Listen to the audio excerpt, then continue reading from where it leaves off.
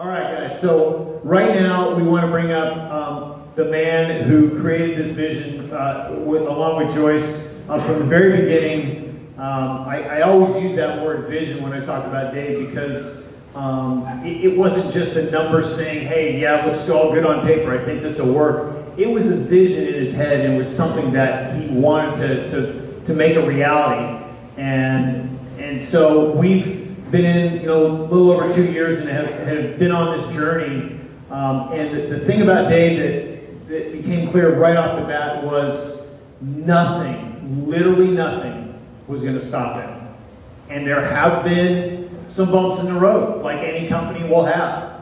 And Dave is just, it's amazing, just the focus and the determination, no matter what comes, to see this vision that's in his head come true.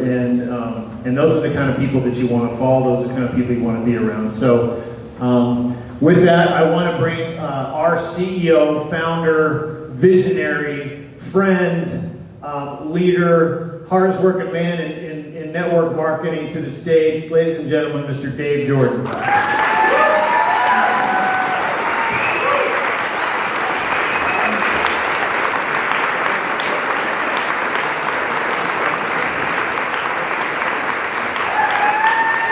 Alrighty.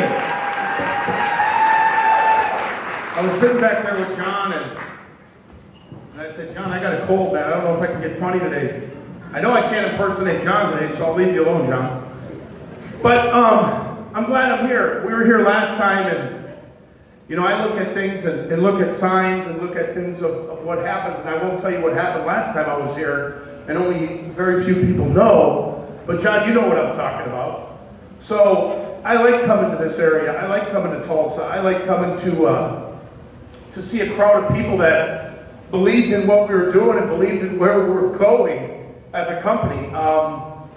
Has it been the smoothest road ever? No. No, the one thing I've realized that with network marketing, it's never been nice to me or Joyce. So when we started this company, I started it after 3 strikes. I started it, my first experience was I got terminated on my wedding day and driving a free car, making, big check, and I wasn't earning it like I should have been earning it because I was just working smarter, not harder. You know that, Karen. 6-day experience, Dr. Cheap.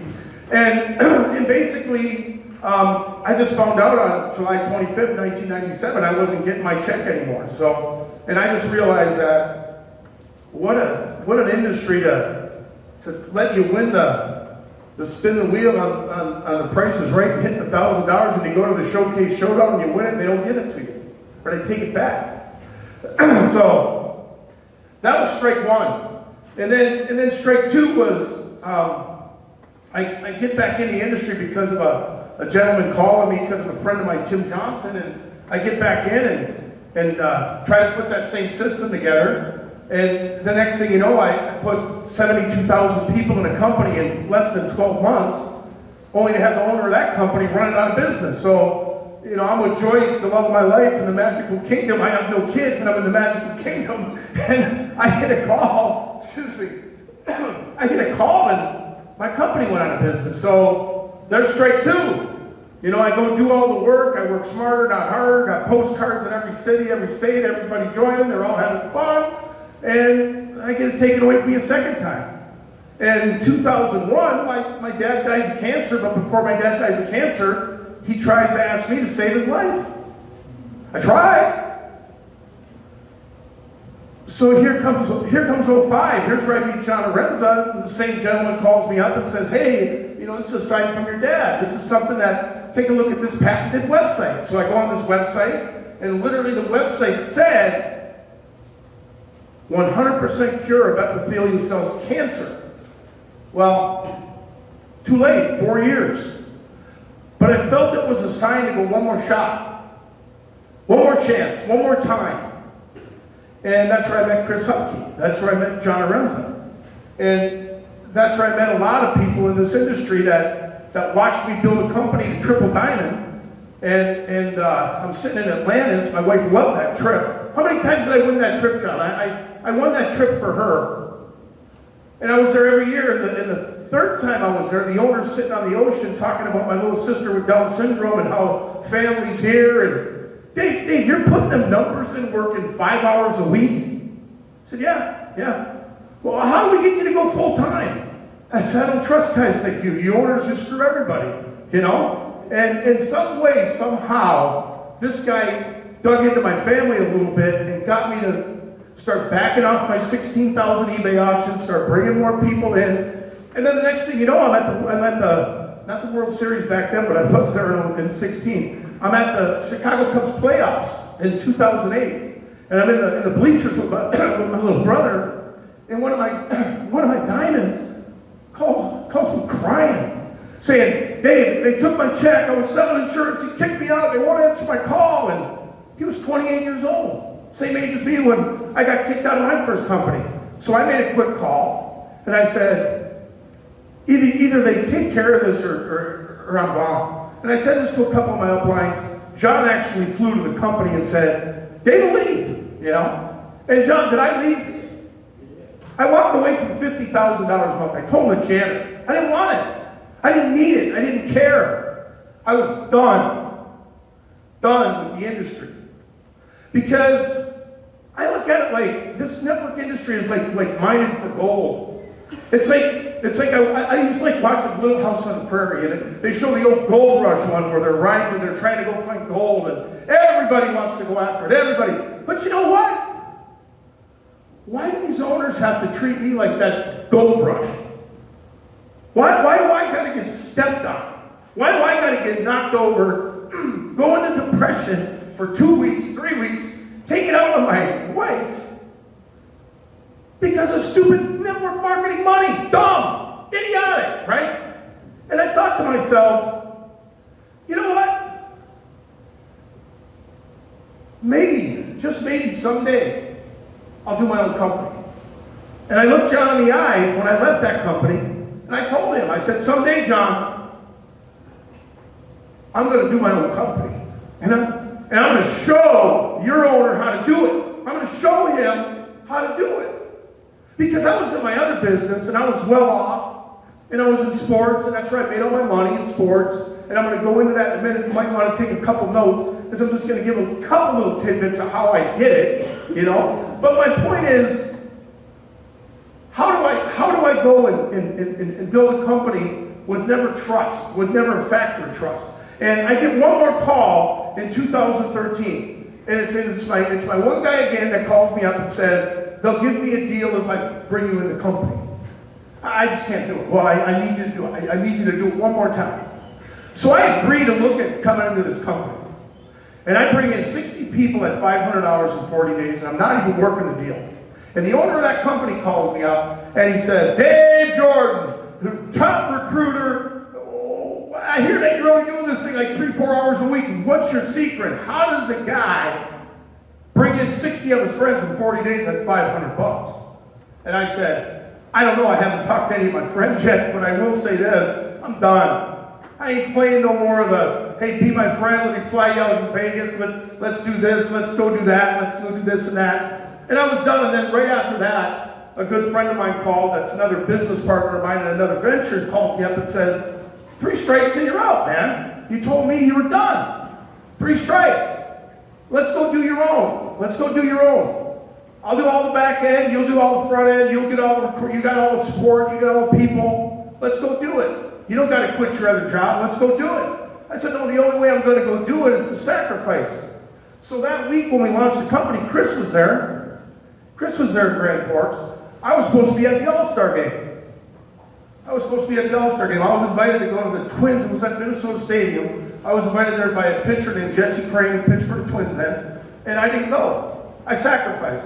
I didn't go watch all the, I'm a sports nut. And I didn't. I paid $175,000 to watch my Chicago Cubs play. People say, you could buy a house with that money. I said, I know, man, but I waited since I was 6 years old to watch them raise the banner, so, but anyway, so I look at the launch of this company, and like John said up here, hey, Chris, we're now going on 5 years old. And we're 5 years old, and we've taken shots. I mean, we've taken body shots. I'm an ex-amateur boxer. I started boxing in in 1980 because my four older brothers always beat me up, and my dad told me to learn how to fight and fight back. So I learned how to fight, and then I beat them up, you know?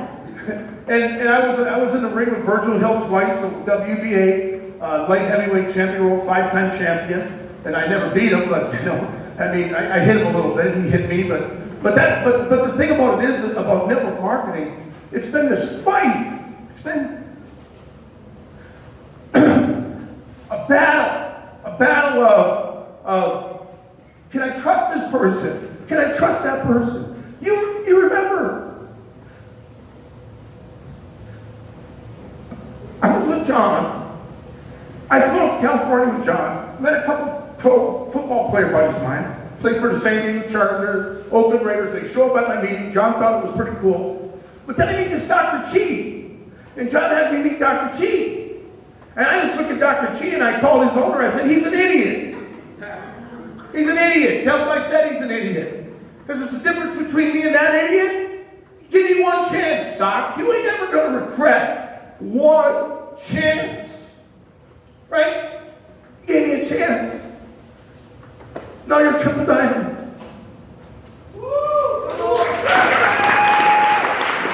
I'm going to war for you. I'm going to war.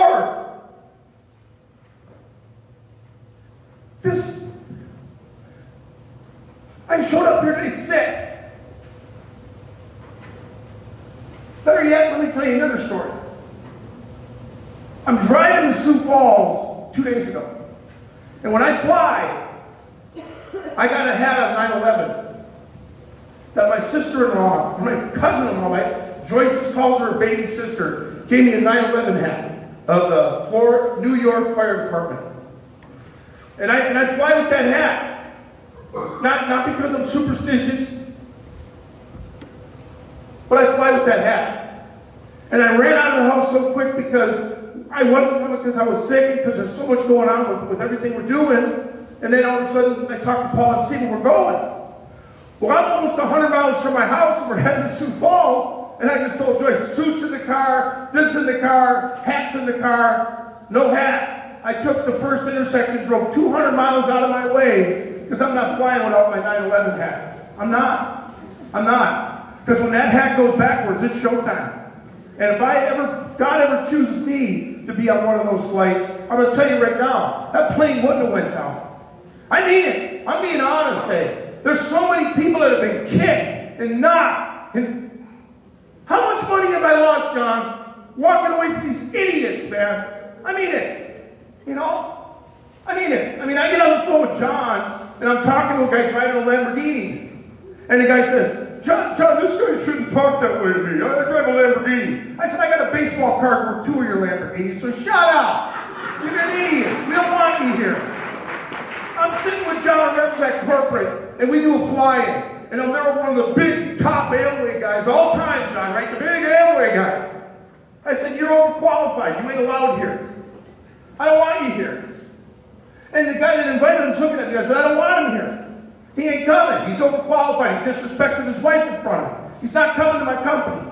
I don't care how many people you put in front of me. You're not allowed here. I don't want your culture here. You know? Chris Hupke, the man turns down a job at the White House to come and work with me. We're going places, guys. I'm telling you. I'm sick today. I'm telling people, don't give me a hug. Especially don't take a picture of me.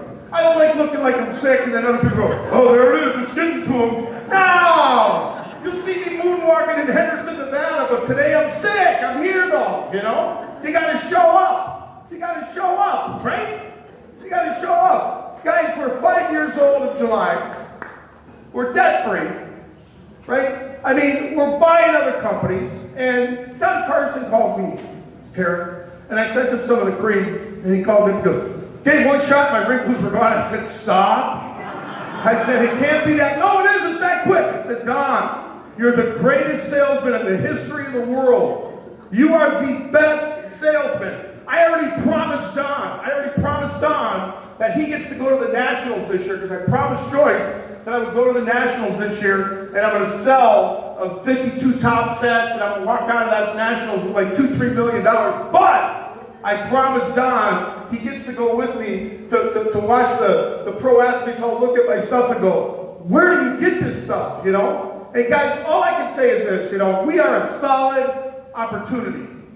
Our comp plan is the best comp plan in the United States. I think it's in the world. I think the comp plan we have all over the world is the best plan. You know, so many people brag about having this and brag about having that. Here's the problem. You know, we're not here to make a huge profit on everybody. We're not here to get rich like these other owners, like your old owner doc. We're not here to crap on you to take your check and, you know what I mean? We're not, I don't need the money. I don't have any kids. I don't have any kids. I don't. I don't have no kids. I just have my wife, but I love my wife. But we don't have no kids, right? So where am I going to leave it to Chris? John? Garrett? I mean, we don't have no kids, right? My point is this, guys. This company is just getting started. Everything is built on a foundation. You look at these other companies out there, I'm not going to mention names, you know, and they buy their way to the top.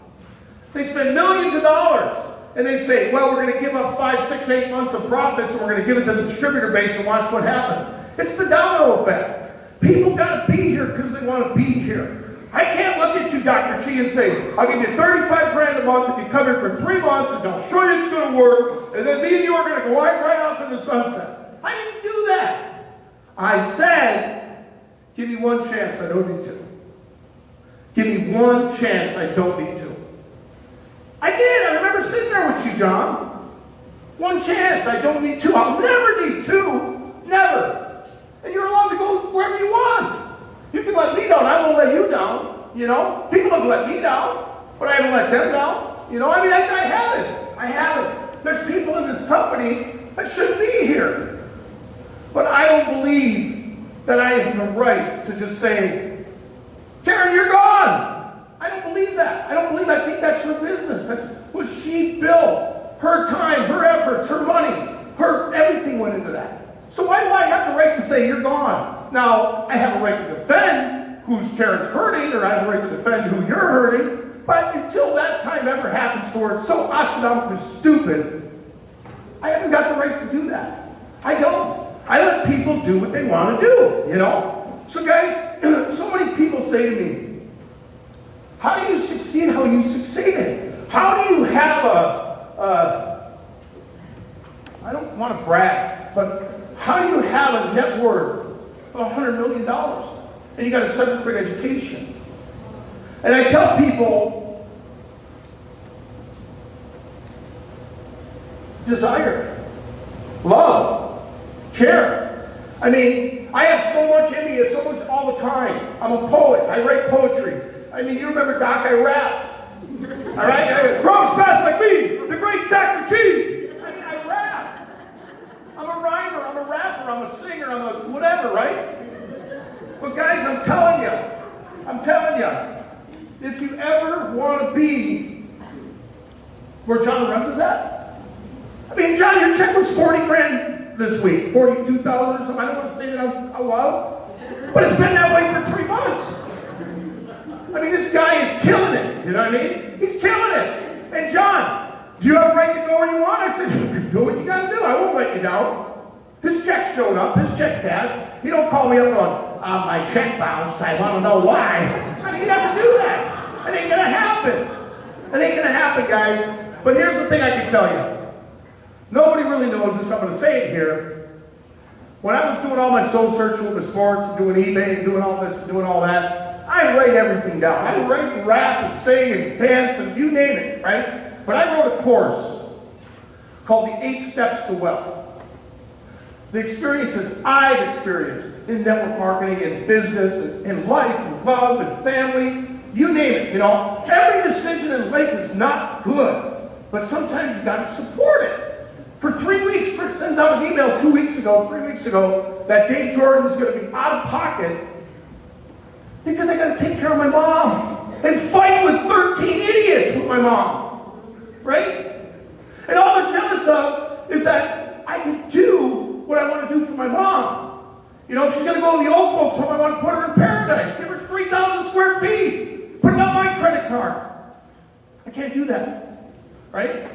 I got 8 family members that love, that'll do anything for them. Then I got 2 or 3 that gotta just say, no, I'm a driver. I mean, you gotta balance what you can balance. And that's all you can do, right? So now my mom's in the old folks' home. She loves it. And I'm just saying, Mom, we need to get you a little bigger room. You got 13 brothers, 13, 14 kids coming up here. They can't fit here. It's a little jail cell. And so hopefully they're going to listen to me and we can get my mom a bigger room. And that's all I want. My buddy says to me, because I'm so upset about it, he says, well, you know, since she's in the old folks home, give her paradise. I said, well, what do you mean give her paradise? Well, she can give her the best room you can give her, you know. And so that's what I'm trying to do, right? But they don't want Davey to be the big hero. That's what my family calls me, Davey. They don't want Davey to be the big hero. Not all. 3 of them. 3. I mean, I'm sick here today, not because of my sister's Thanksgiving cooking and Christmas cooking. They're great cooks. Or at least 4 of them are. I'm here today sick because I went and picked up my laptop from my guy Roger. I stopped at a gas station like John and me, and I had a couple little pieces of chicken, and then I said, that's why I'm sick. I mean, that's just the way it goes. I mean, I took a chance, and there it is. I'm sick out here in Tulsa, right? But that's why I'm here. But guys, so all I can tell you is, just write these down. Write these down, because they're important. If you want to really know my secrets of what I do and how I work, the first thing I got is no fear. No fear. I'm afraid of tornadoes. I don't like being in Tulsa because the clouds are rolling in. I mean, there's only a couple things that can take me away from a baseball game at Wrigley Field. And, you know, you got Harry Carey going, this is Harry Carey along with Steve Stone. And then the clouds come rolling in. I go, no, I'm not going to sit out here with the clouds rolling. So yeah, Tulsa gets a few tornadoes. I'll make sure I'll check the weather, John. Get the Farmer's Almanac when I come back, so I don't come back during the, like Chris said, the hot, bad season. So guys, no fear. Don't have any fear. Like John said earlier, this is such a simple business. Simple business, carry forward 6-day experience. John's up here selling water softeners. Yeah, hey, I'd like to talk to you about a water prayer. I mean, I can just see him doing it. John, no fear, right? How fearful was that? You knock on the door, a total stranger, going to slam it in your face, and you're talking about selling a water purification system. It's called the puppy dog approach. I mean, seriously. John, no fear. That's the first thing you got to get out of your head if you want to be where Kirby's at. If you want to be where Patty's at, Paul's at, Patty, Paul, Patty. John, I'm just picking on you a little bit. I got to clean my nostrils. I'm picking on you so I can flow in a little bit. I mean, anyway, so I'm just picking on you, John. It's all good. So anyway, so no fear. Get rid of the fear, guys. The fear. Remember Rocky, what was it, Chris? Rocky 5 with Tommy Gunn. Yeah, Tommy, you know who your best friend is? You know who your best friend is? It's Frankie Fear. And when you're a boxer, you take that fear, and you look at that fear, and you take that fear, and you use that fear to your advantage. And when you're boxing against another opponent, if you're fearless, you're going to win. What happened? Switch out. Okay, we're back. I guess I didn't need that. How long was I talking without a microphone? I feel like Wayne Newton. Daddy, don't you walk so fast? Okay. So no fear. The next one, guys, and this one's the big one. The next one is desire. Desire. When I was here last time, I told the Think and Grow Rich story. I couldn't read. But the tape was, the book was an audio, 8 audio tapes. And my buddy Ardell brings it into my shop. And he says, listen to this along with the book and tell me what it means. And he comes back. 13 times I listened to that course in a month. I couldn't figure it out. He finally told me it was desire. But where did I get the desire to listen to that recording with Frank Tarkenton 13 times? It was what the whole book was about. So desire, wake up, you want to do it. You got to do it. You're going to say, you know what? If it is to be, it's up to me. You know what? I'm 30 pounds overweight, and I have the desire to lose it. I just got to stay away from my sister's house, and they're handing me cookies all the time, and then I get a little treat back from the Dibbins, and I mean, it's tough. I mean, it's tough. Me and John love to eat. We love the Optimal. John, we are the poster boys for Optimal. I'd be 350, you'd be 325 if we didn't have the slim roast. I mean, it's true. You know? Desire, guys. desire. But here's number 3, and this one I'll take all the responsibility of. Take responsibility for your actions. It's your fault. You know, if you're not a diamond in Valentus, you can't blame it on this or that or this or that. Companies have problems. You know, it's my fault that certain things happen. I'll take the blame on them. I've said them. It's my fault. But that's the biggest thing you got to do is take responsibility. Take charge of responsibility. And believe me, if you guys take responsibility, you're gonna totally see yourself saying, you know what? I own that. I own up to that. Okay, I'm the one who ran through a stoplight. I hit the lady's car. It's my fault. Right? Take responsibility of it. That's one of the things that was very hard for me to ever do. And I did. Because it was my fault. It was, you know, certain things I do wrong, they're my fault. And I take responsibility. But here's the one where Chris hits me hard. You got to be mentally tough. You got to be mentally tough, man. The mental mind tough. You got to say, nobody's going to break me. Nobody's going to take my dream. He can say whatever he wants. He can call me snake oil boy. He can kick me in the head. He's going to do whatever he's going to say. But mentally, I'm going to be tough. And I'm going to take him on. And I'm going to say, you know what? No. This ain't going this way.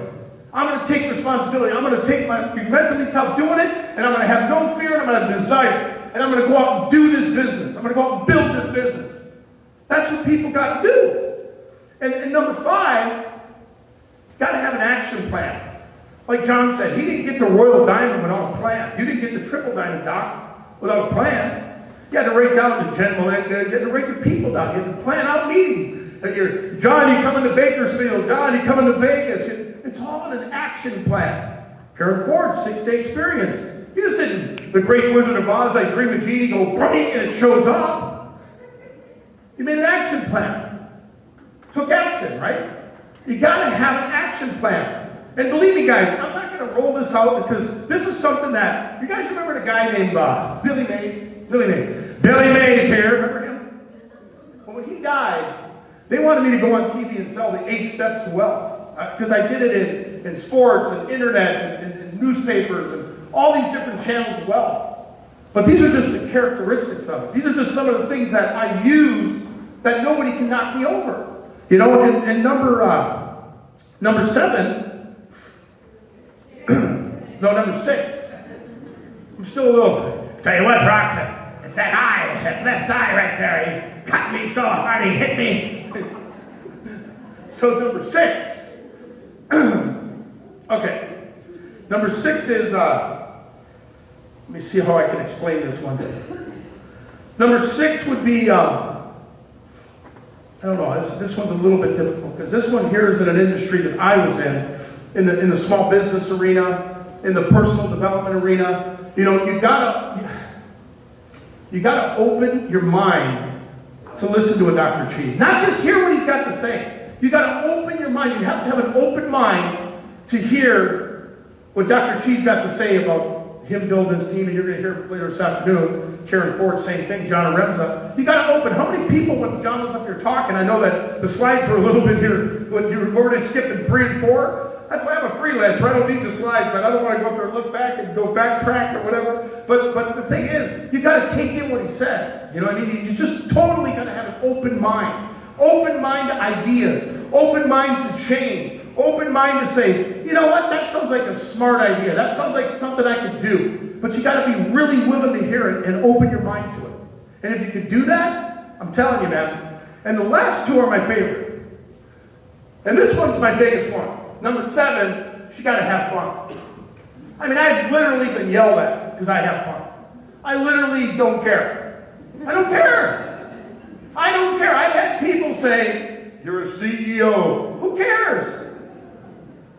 I'm going to have fun. I'm going to come up here and have fun. I'm going to come up here and sing, Daddy, don't you walk so fast. And I don't care who doesn't like it, right? I'm going to have fun, right? I'm going to have fun. You got to have fun. If this ain't fun, why are you here? Right? You go watch a Sooners game, you have fun. Even if they lose, you're still going to eat popcorn and cheer for a little bit, right? And what's your guy to say to the impersonation you do better than me? Welcome to Buckeye Stadium, and your Buckeyes taking on your Oklahoma Sooners. Chris Huckey, next time he's up here, he does that guy, the old guy from the 70s and 80s, so good. I mean, I'm jealous because he can impersonate somebody better than me. I'm so jealous.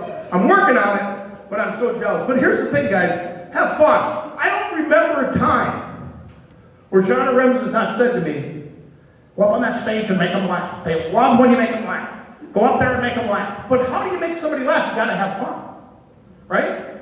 You gotta have fun. She's married to Burt Reynolds. I mean, we had a moment of silence in Vancouver. Burt was in the house and he just died. Seriously, Burt Reynolds. I mean, when I first met the guy, I looked at him, shook his head, and he goes, yeah, how you doing, David? Burt Reynolds. I said, my little sister'd be hanging on you if she was in here. And I would have to shag her out of here, you know? But it's having fun. And maybe you're going to get one person out of 100 that go, don't you talk that way to my husband. It's a risk. It's a risk. Gotta have fun. You gotta have fun. But here's the main one, guys. The last one in closing on this. You gotta celebrate. You know, Chris, where were we 3 nights ago watching Willie, my little nephew? I call him Willie, but you guys call him William. My little nephew likes the finer things in life. So he gets to pick the restaurants when I take we had our little Christmas party at corporate. And William gets to pick where we're going to the restaurant. He picked this real fancy restaurant. And he's eating, what do you have, bone marrow? It was like some kind of a bone. And it was marrow in it, and it had like 4 crackers. And I'm sitting here slurping down a, 14-ounce ribeye, John, you know, me and you. And I looked over at Willie and I said, what is this, the Flintstones? I mean, this bone was like the size of this plate. There was nothing on it. I said, and everybody at the deal's cracking up, and Willie goes, well, I like it. You know, he starts to get it. I said, well, you know, I mean, seriously, what are you eating there? It's a couple crackers and a little bone marrow, right? But he likes the finer things. Let me tell you something about William. He has grown. How would you say it, Chris? He has grown into this business. And it's a good way to put it in closing. He has grown into this business so unbelievable that me and Chris are looking at warehouses with this new company acquisition and doing this and doing all that and doing this and we're just pulling out our hair trying to get everything going. And guess what, guys? Not one of your United States orders is late. They're always on time. But here's the key to it. You got to love what you do. But you got to also do what you love. And the only difference between William and somebody else, he loves his job, but he loves me as Joyce more. And he's just trying. I get choked up because he's had a tough life. I mean, the thing is, he's just trying so hard to please all of you, to please me, to please my wife. I mean, it's just like crazy. But I told this to Chris. I said, Chris, do you think he's going to be able to do it when we're doing 20,000 packages a day? And Chris goes, I guarantee you he's going to do it when we're doing 100,000 packages a day because the kid won't quit. He's unbelievable. And now we've got some incredible people that, like Chris said, we don't hire everybody. You know, we have people coming in that fill out applications that they're not fit for the trade. You know, they're just not. It's like in the movie Roadhouse when Dalton, and I'm sure people say, don't say Roadhouse in his church. No. Morgan, you're out of here. And the dude's with, well, what am I supposed to do? So he's barber college. You know, it's the right people for the job, you know? And the right people, we got to make sure that you guys are all taken care of. We got to make sure that your product, your checks, your everything is taken care of. Do we have a little backup order here and there every now and then? Yeah, but we don't, because I'm smart enough to know when we knock the immune down for a little bit, we're stocking it. When we don't take it away, but we will stop it so we can honor auto ships. And we will stop the trade, but we will stop it. We will never stop this one. Because this one is the marquee of the, like I said, me and John should be on this side, Ben should be on this side. And it's a combined, I mean, this is the product, John. Right? It really is. I mean, you can look at me and say, you know, the guy's 20 pounds, 30 pounds overweight, but, you know, what would I be without that? I love to eat. John, you love to eat, right? We love to eat. The Optimum don't tell me not to eat, like Kevin Thomas says, it tells you not to eat. No, it don't. I eat. But I just don't eat as much. I don't eat as much. But the Optimum does tell me to eat. I mean, I like to eat. And nothing's going to stop me from eating. Although Joyce might, but I'm not going to stop eating. And I drink my Optimum. But here's what I can tell you in closing, guys. You're all here, and you drove from here and there in Arkansas, and I know you got your son there. He's going to be a dime. Thank you guys for coming. like I said, I know this, you know.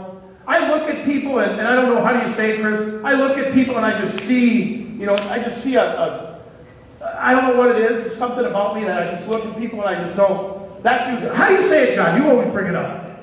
It's like I see the future, or how do you say it? Well, you got an unbelievable intuition or a vision for, I don't know, intuition on site. Yeah, so when I walked in today, I seen Bill stand there, and then I seen this guy stand next to him, and I said, well, he's a diamond.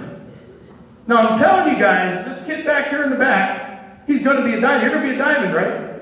I seen this guy stand there next to Bill Monica, and he is going to be a diamond. Because I just see him as a diamond, you know? I know he's going to be a diamond. And he's going to be like William. He ain't going to let his mama and his daddy down, right? You're going to do this job, right? You're going to do this deal, right? I say do this job. This ain't a job. You're having fun. You're only here today because you want to be, not because you had to. You're only here today because you want to be here.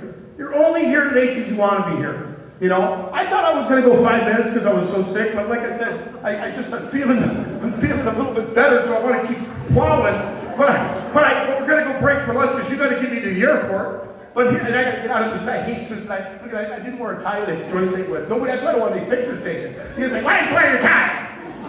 It was choking me. I don't even have my pin on. I forgot to put my pin on. I don't know if it's in a... But anyway, she'll forgive me.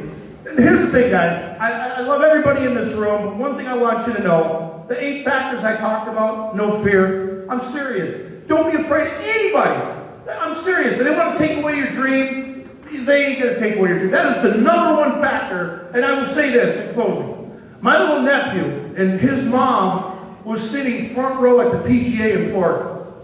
But this little guy, Zach, he's 12, 13. Every year I get my hockey jersey for Christmas. And he goes, well, what do I got this guy named Daniel Pedersen? I said, because he plays for the Vancouver Canucks, he's going to be the greatest player to ever play the game. And every year I give him a jersey of the best players. And this kid's got like 12 jerseys since he was little of Gretzky and this guy and that guy and this guy. But here's what happened. No fear.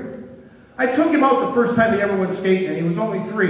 Little diapers hanging out of his deal, and I took him out on the ice. And I'm out there chopping up the ice, and I tell his Uncle Rusty, his sister Jenny, I say, watch this. And I go to little Zach, and I go, okay, Zach, I'm going to skate. Ready? And I fell on purpose. I go, ow! Zach, it's okay to fall in hockey.